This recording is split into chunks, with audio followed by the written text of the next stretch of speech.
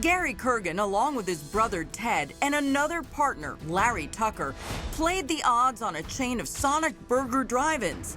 The odds proved to be in their favor. At that time, they were on the verge of really making it. Author Chris Blackwood details the Kergan brothers' journey in her book, My Brother's Keeper. A lot of money. Yep. For 1984.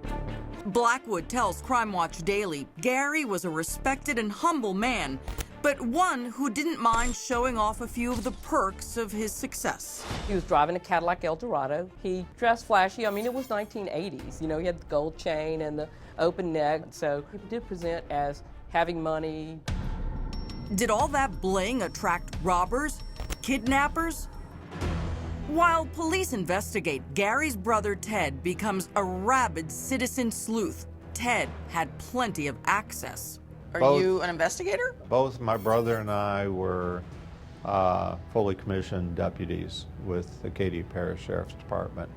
We knew the sheriff very well and had assisted in some investigations, and I probably should leave it at that. So far, the only clue was a scrap of paper with the name Erica written on it.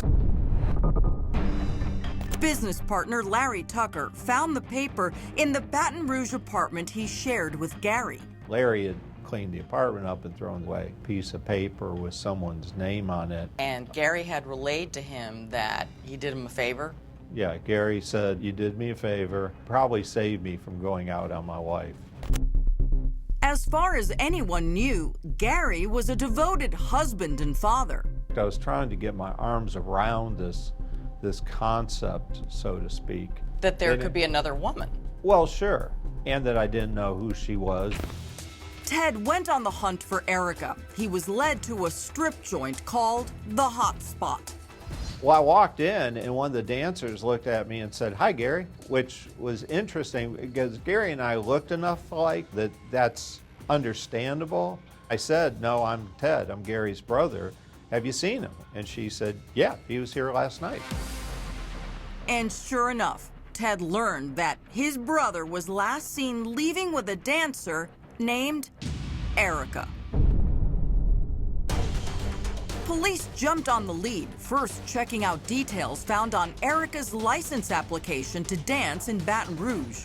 So who's Erica? Erica ultimately turned out to be Lila Mulla, who was a 19-year-old. She was a former high school honor student, a violinist, a track star. She was very attractive, Gorgeous. very much.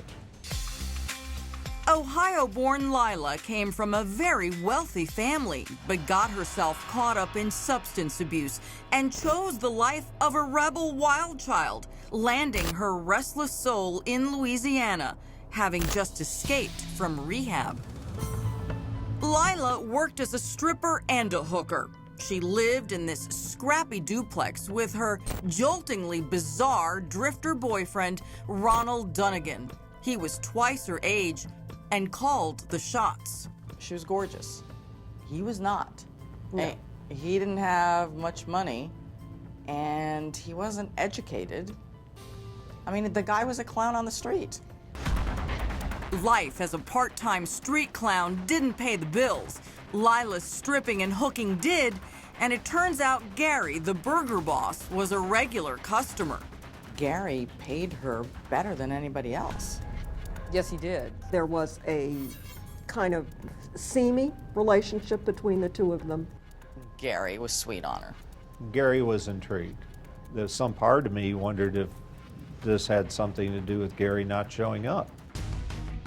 Cops hightailed it to the duplex where Dunnigan and Lila lived. Ted insisted on coming along. I started to think that, maybe Gary's in there and he's tied up in a closet and, maybe he's in some kind of distress. There was no Gary, it turned out, but cops made another daunting discovery. There was blood everywhere. There were parts of the walls that looked like someone had beat them with a hammer, and that's when I knew, for sure. You knew what? Well, I knew Gary wasn't coming back. And then they find his car. Yeah, I think the next day or the day after that. Gary's brand new Cadillac had been left in a business parking lot for 5 days. Its beautiful champagne color now tainted with red, blood red. The crime investigator said, what you're looking at is someone died in the trunk of that car. Gary's despondent wife Susie had been clinging to hope. Did you have to tell her? I did. My brother and Susie were Latter-day Saints, so they had somebody from their church there. We went in to the house. I told them I just came back from the crime lab and Gary's just not coming back.